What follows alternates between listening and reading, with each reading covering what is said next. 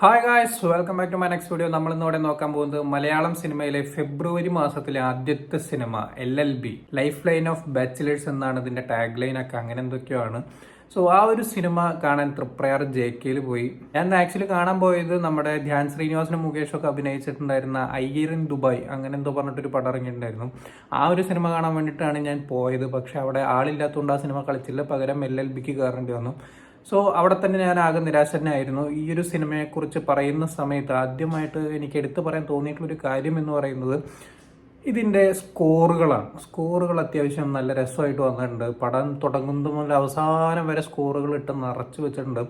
ഇത് ചെയ്തിരിക്കുന്നത് ബിജിപാലും കൈലാഷും കൂടിയിട്ടാണ്. സോ അതൊക്കെ അത്യാവശ്യം നൈസായിരുന്നു. തുടക്കം തന്നെ ഒരു ഇൻട്രോ കോളേജ് ഗാനം അങ്ങനെയൊക്കെ പരിപാടി പിടിച്ചിട്ടാണ് തുടങ്ങിയിരിക്കുന്നത്. അതിൽ വരുന്നത് നമ്മുടെ മുഹമ്മദ് റോഷൻ, നമ്മുടെ അഡാർ ലവിലെ മറ്റേ ആ പയ്യൻ ആ ഒരു ഡാൻസോട് കൂടി ആ പയ്യന്റെ റോൾ അവിടെ തീരുകയാണ്. വെറുതെ ആ ഒരു ഡാൻസിന് വേണ്ടി മാത്രമായിട്ട് വന്നതാണ്. ആ പാട്ടൊക്കെ നല്ല രസമായിരുന്നു. എനിക്ക് തോന്നുന്നു 4-5 പാട്ടുണ്ട് ഈ ഒരു സിനിമയ്ക്കകത്ത്. പുട്ടിന് പീര പോലെ വരുന്ന പാട്ടുകളാണ്. അതിൽ ആദ്യത്തെ 3 പാട്ടും ഫസ്റ്റ് ഹാഫിൽ തന്നെ കഴിയുന്നുണ്ട്. അത് കഴിഞ്ഞിട്ട് രണ്ടാമത്തെ ഹാഫിലേക്ക് വരുന്ന സമയത്ത് ഒരു അമ്മപ്പാട്ട് വരുന്നുണ്ട്. ഇതിൽ ഈ 3ാമത്തെ പാട്ടുണ്ടല്ലോ, അതായത് നമ്മുടെ ശ്രീനാഥ് ബാസിയുടെയും ആളുടെ പേരായിട്ട് വരുന്ന അഖില എന്ന് പറയുന്ന ആ ഒരു ക്യാരക്ടറിൻ്റെയും ആ ഒരു കെമിസ്ട്രി നമ്മളെ കാണിപ്പിക്കാൻ വേണ്ടിയിട്ടുള്ളൊരു പാട്ട് കേൾക്കാൻ നല്ല രസമൊക്കെ ഉണ്ടായിരുന്നു. പക്ഷെ അതൊരു മിസ്പ്ലേസ് ആയിട്ടാണ് എനിക്ക് പേഴ്സണലി ഫീൽ ചെയ്തിട്ടുള്ളത്. പിന്നെ എടുത്തു പറയാൻ പ്രത്യേകിച്ച് എനിക്ക് തോന്നിയിട്ടുള്ളത് ഇതിൻ്റെ സിനിമോട്ടോഗ്രാഫി വലിയ കുഴപ്പമൊന്നുമില്ല. ഈ സിനിമയ്ക്ക് എന്താണോ വേണ്ടത് ആ ഒരു സംഭവം അതുപോലെ തന്നെ ചെയ്തു വെച്ചിട്ടുണ്ട്.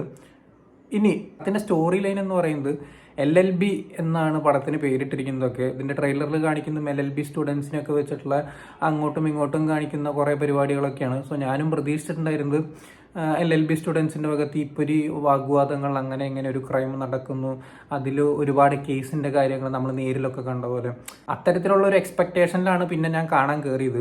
ഒരു കോമഡി സിനിമ കാണാൻ പോയിട്ട് അത് മിസ്സായി ഒരു ക്രൈം ത്രില്ലർ അങ്ങനത്തെ ഒരു പരിപാടിയിലേക്ക് കയറേണ്ടി വന്നൊരു സിറ്റുവേഷൻ.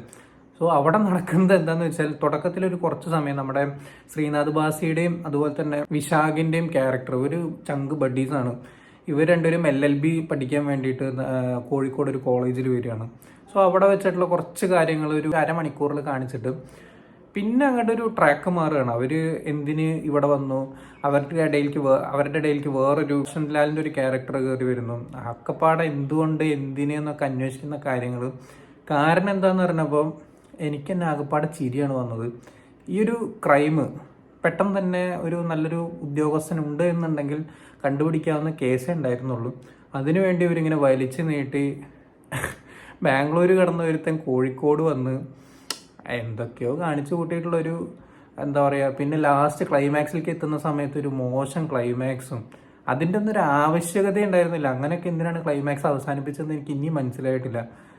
ഞാനും ഏതാണ്ട് ഒരു 8-9 പേരുണ്ടായിരുന്നു ആ ഒരു പടം കാണാൻ വേണ്ടിയിട്ട്. കഷ്ടിമുഷ്ടിയാണ് പടം കളിപ്പിച്ചത് തന്നെ. എനിക്ക് തോന്നുന്നു ശ്രീനാഥ് ബാസി എന്ന് പറയുന്ന പേര് കേട്ടിട്ട് വന്ന ആൾക്കാരായിരിക്കും. അവരെന്തായാലും നിരാശരാണ്, ഞാനും. കാരണം LLB എന്നൊക്കെ പറഞ്ഞ് പ്രതീക്ഷിച്ച് വന്നിട്ട് ഫുൾ പൊളിറ്റിക്സ് അങ്ങനത്തെ പരിപാടിയൊക്കെ കാണുമ്പോൾ ആകപ്പാടെ ശോകം. അനൂപ് മേനോൻ്റെ ഒരു കാമിയോ റോളൊക്കെ ഉണ്ട് ലാസ്റ്റ് വരുന്ന സമയത്ത്. ആള് വരുന്നു, ഒരു 5 മിനിറ്റ് കൊണ്ട് കഥ പറയുന്നു, കേസ് തെളിയിക്കുന്നു, പോകുന്നു.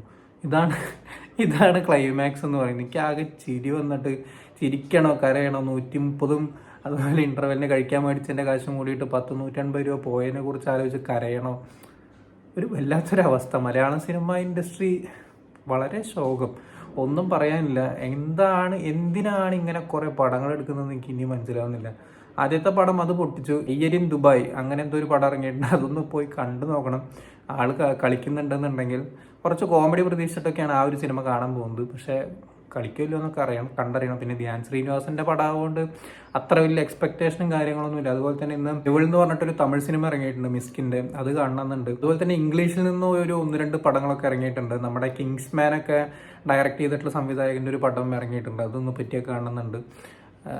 അങ്ങനെ കുറച്ച് പടങ്ങൾ ലിസ്റ്റിലുണ്ട്. കണ്ടു നോക്കിയിട്ട് ബാക്കിയുള്ള സിനിമകളെ കുറിച്ച് അഭിപ്രായം പറയാം. നിങ്ങൾ LLB കണ്ടിട്ടുള്ളവരാണെങ്കിൽ എന്താണ് നിങ്ങളുടെ അഭിപ്രായം എന്നുള്ളത് താഴെ കമന്റ് ബോക്സിൽ രേഖപ്പെടുത്താം.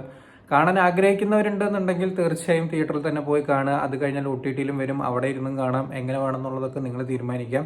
എന്നെ സംബന്ധിച്ച് ഈ ഒരു സിനിമ ഭയങ്കര അധികം ഡിസപ്പോയിൻമെൻ്റ് ആണ് തന്നത്. അത് ഒരു മാർക്കൊക്കെ കൊടുക്കാന്നൊക്കെ പറഞ്ഞാൽ 10-ൽ 3 കൊടുക്കാൻ പറ്റുള്ളൂ. അത്രയധികം ശോകം. സോ വീഡിയോ ഇഷ്ടപ്പെട്ടാൽ like, share, comment, channel subscribe ചെയ്യുന്നവരും മറക്കാതിരിക്കാം. See you in the next video guys.